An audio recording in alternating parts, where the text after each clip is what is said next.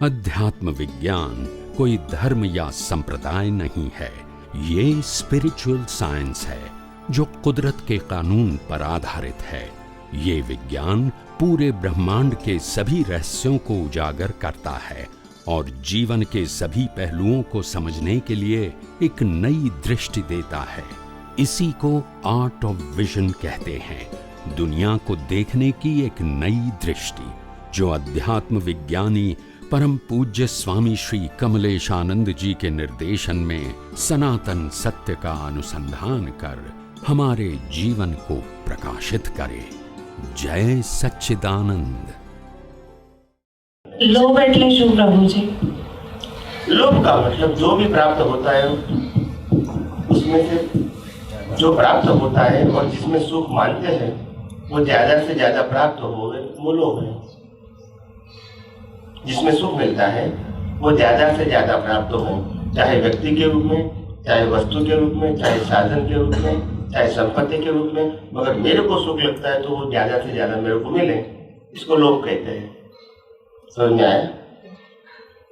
लोभ का मतलब होता है मेरे को और ज्यादा मिले, और ज्यादा मिले, और ज्यादा मिले। और कहते हैं कि लोभ को थोक नहीं होता है, यानी लोभ की लिमिट खत्म नहीं होती है, एंडलेस है। इसका रिलेशन मोह के साथ है। मोह है, तभी तो लोभ बोल रहा है ना। मोह नहीं है तो लोभ कैसे होगा? जब उसमें सुख की मान्यता नहीं है तो लोभ कैसे होगा? सुख की मान्यता है तभी तो प्राप्त करने की इच्छा करते हैं ना। उकलती प्रकृति को होगा तो हम उसको देखते हैं, वो मुर्दार लोभ है। वो लोभ नुकसान करता नहीं है, उसमें जुड़ गए तो नुकसान करता है। आप समझे? उकलती प्रकृति में लोभ है, वो मुर्दार समझते हैं ना जी, मरा हुआ है, मगर आप जिंदे हैं पुरुषार्थ करने वाला। अगर वो जुड़ गया तो वो जिंदा हो गया, तो फिर नया लोभ बन गया। समझ में आया? और नहीं, और अलग रहा तो वो अपने आप एग्जॉस्ट हो गया, खत्म हो गया। आपने उसको कुदरती रचना देखा तो अपने आप क्या हो गया? खत्म हो गया। तो वो जब भी उकलती प्रकृति को देखते समय कि बाबा ये बुद्धि भी कभी कभी बताती है, इस तरह से भी दिखता है, तो ये भी बराबर है क्या?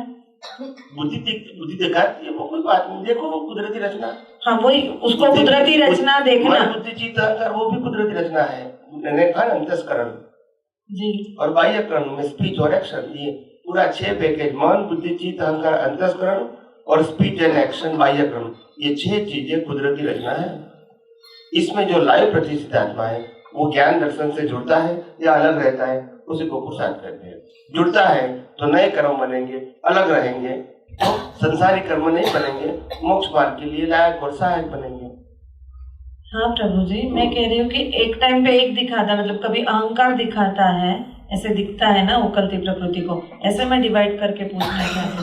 समझ रहे हैं आप कि ये बाबा उकलती प्रकृति का अहंकार बोल रहा है, उकलती प्रकृति की बुद्धि ये उसको दिखा रही है, इस तरह से। हाँ तो क्या मतलब? हाँ, मन बुद्धि चित्त अहंकार उकलती प्रकृति का है तो उसको डिवाइड करने की जरूरत नहीं है, जो भी है बिल्कुल नहीं है। मैंने कहा कि मन वचन काया और स्पीच और एक्शन को भी डिफाइन करने की जरूरत नहीं है। कुदरती रचना देखो, it is more than enough. No division, no detailing. अगर आपको मुक्त रहना है तो आपको एक्सपर्ट होना है तो फिर इन्वॉल्व हो जाओ। क्या बताया? एक्सपर्ट होना है प्रकृति। कैसे प्रभु जी, मेरे को समझा नहीं। इन्वॉल्व होने का मतलब नहीं, उकलती प्रकृति को अहंकार उकल रहा है, ऐसे हमने देखा, तो कैसे इन्वॉल्व हो गए क्या?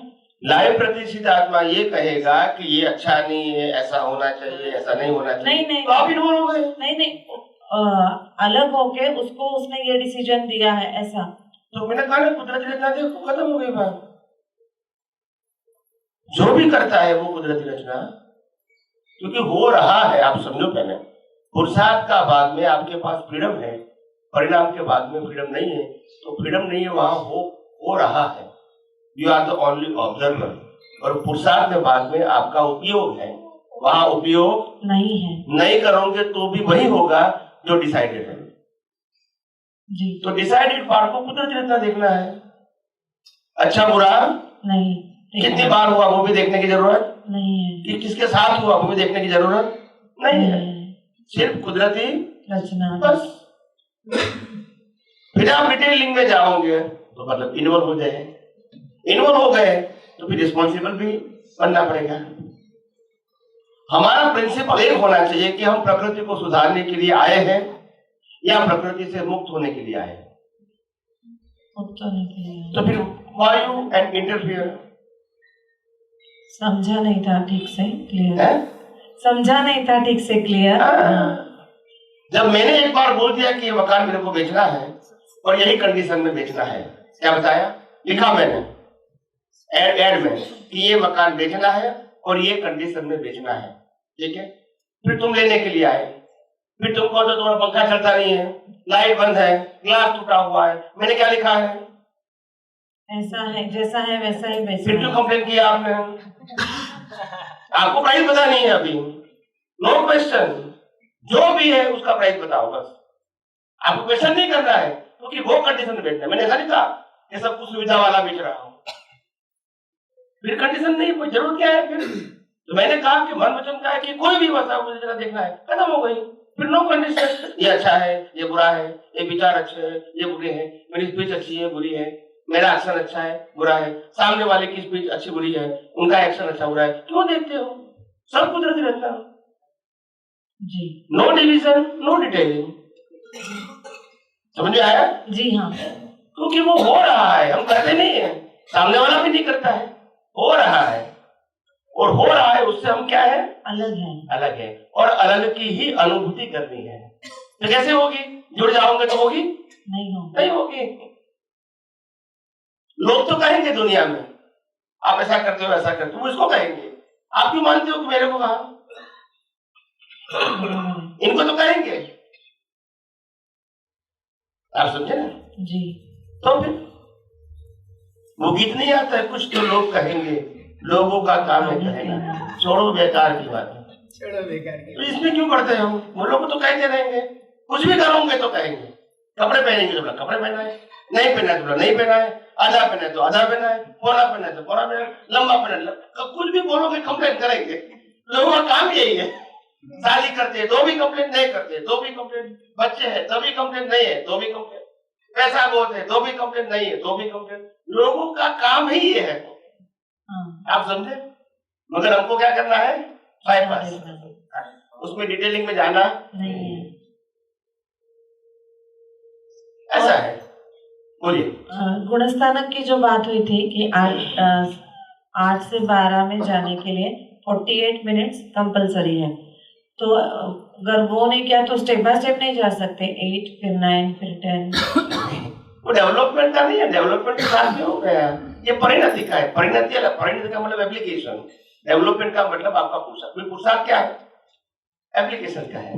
पहले क्या है? डेवलपमेंट का था, यानी दुनिया का सनातन सत्य जान लेना, पढ़ना बेटा ले, वो सार्थक हो गया।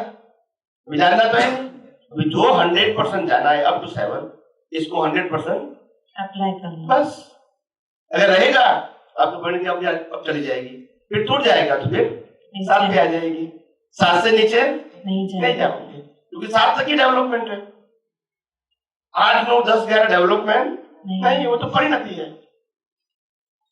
समझ में आया जी? ये सब बातें किताब में नहीं लिखी है, आपको किताब में से नहीं मिलेगी। किताब में तो आप कंफ्यूज हो जाओगे। सब कुछ मैंने किताब पढ़ी है, तो उसमें आप किताब से कंपेयर करने की कोशिश मत करना, नहीं समझ में आएगा। ये तो मैंने आपको सिंपल भाषा में समझा दिया ताकि आप आसानी से उसको समझ पाओ। इसका किताबों में जाओगे तो 400-500 पन्ने की किताब है, 14 गुंठाने की, आपको कुछ समझ में नहीं आएगा। इंफॉर्मेशन बहुत है मगर समझ में नहीं आएगा, क्या करोगे? सब कंफ्यूजन। एक बात ध्यान रखो, ज्ञान हमेशा प्रैक्टिकल होना चाहिए, और हम किताबों से जो ज्ञान प्राप्त करते हैं वो थियोरेटिकल है। और हम सबको मालूम भी है कि थियोरेटिकल ज्ञान और प्रैक्टिकल ज्ञान में बहुत अंतर है। बराबर है। मेरे को आज MBBS बन गया फिर भी मैं ऑपरेशन नहीं कर सकता हूँ, हाँ, क्योंकि प्रैक्टिकल नहीं है। मैं आज ग्रेजुएट हो गया तो मतलब कल से पैसा नहीं कमा सकता हूँ। नहीं, ऐसे नहीं हो सकता। तो हर बातों में थ्योरेटिकल और प्रैक्टिकल क्या होता है? प्रैक्टिकल वो अनुभूति होती है, थ्योरेटिकल मतलब एक नॉलेज, प्राइमरी नॉलेज। आप समझे ना जी। तो इसीलिए दोनों अलग चीजें। आखिर इंसान को आगे बढ़ने के लिए एक्सपीरियंस ही चाहिए। क्या चाहिए? एक्सपीरियंस ही चाहिए। अकेला नॉलेज काम नहीं करता। नहीं करेगा। तुम डॉक्टर हो, चार्टर अकाउंटेंट हो, लॉयर हो, साइंटिस्ट हो, सब कुछ हो, बहुत सारी डिग्री आपके पास है, मगर जब समुद्र के अंदर जब आप बैठे हुए हैं, वो नाव के अंदर बैठे हुए हैं, और जब नाव ऐसी हिल रही है हवा के अंदर और बड़े बड़े मोजे आ रहे हैं, बचने की संभावना कम है, तब वो नाविक अनपढ़ बोलता है, तुमको टेलियोलॉजी आती है? बोला नहीं आती। तो बस तुम तो 100% मर जाएगा। नहीं समझ जाए, मेरे पास कोई डिग्री नहीं, मैं बच जाऊंगा। तुम्हारी डिग्री काम में है? नहीं आएगी। तो प्रैक्टिकल होना चाहिए। ये तो एग्जाम्पल है। अरे हर बात में जो प्रैक्टिकल होता है वही इंपॉर्टेंट होता है। आज मेरे को रसोई बनाना नहीं आता है, जो रसोई बनाया था तो मैं खा लूंगा, क्योंकि मेरे पास प्रैक्टिकल ज्ञान नहीं है। आप समझे? जिसके पास ज्ञान है वो बता सकते हैं ऐसा नहीं ऐसा करना चाहिए, ऐसा नहीं ऐसा करना चाहिए। जिसके पास ज्ञान नहीं वो क्या करेगा? एडजस्ट ही होना पड़ेगा। आप समझे? तो अनुभव इंपॉर्टेंट चीज है। क्या है? अनुभव इम्पोर्टेंट, नॉलेज इंपॉर्टेंट, वो प्राइमरी है। और हमारे भारतवर्ष के अंदर आज से कम 500,000 साल पहले जो भी इंजीनियर के फॉर्म में, डॉक्टर के फॉर्म में, या वैद्य के फॉर्म में, या लॉयर के फॉर्म में जो लोग थे, वो सब अनुभवी ही थे। किताबों से, डिग्री से पढ़ के वो अनुभव नहीं हुए थे। और आज जिस प्रकार से पुराने मंदिर हम देखते हैं, पुराने मंदिर 100, 200, 500, 2000 साल पहले के जो मंदिर देखते हैं, वो आज के किताबों पढ़ा हुआ डिग्री वाला आर्किटेक्ट भी वो बना नहीं सकते। तो वो नॉलेज की तो बात ही कहाँ है? प्रैक्टिकल होगा। आप समझे? तो ये तो ठीक है, ये हमारा सब्जेक्ट पूरा अलग है। कहने का मतलब प्रैक्टिकल ही इंपॉर्टेंट चीज है। और इसीलिए मैंने कहा किसी ने ज्ञान दिया है और आपको ज्ञान मिला है, ठीक है, एज अ प्राइमरी, मगर उसको उपयोग करके आपको जो अनुभव होता है वो ही आपका ज्ञान है। आपके लिए जो मिला हुआ ज्ञान वो तो इंफॉर्मेशन ही है, मगर अनुभव हुआ वो आपका खुद का है। और आपका अनुभव दुनिया के कोई भी व्यक्ति को बांटने का आपका अधिकार है। You understand my point? जी। जब मेरे को अनुभव हुआ है मैं किसी को दे सकता हूँ, तो जिम्मेदारी भी मेरी है। फिर इसमें कोई रिस्ट्रिक्शन नहीं है। आप समझे ना? जी। तो मेरी हर बातों में प्रिंसिपल होता है। मैं आप सबको कहता हूँ कि आप ये विज्ञान को बांट सकते हैं, क्यों नहीं बांट सकते? ये प्रैक्टिकल विज्ञान है, आप उपयोग करो, अनुभव करो और बांटते रहो, बस। इसमें मेरा तेरा का सब्जेक्ट क्या आ गया? नहीं है। ये कोई धर्म संप्रदाय का ज्ञान थोड़ी है, ये मेरा खुद का ज्ञान थोड़ी है। ये तो सनातन सत्य है, कोई भी व्यक्ति उसको समझ सकते हैं, अनुभव कर सकते हैं, किसी की मोनोपोली नहीं है।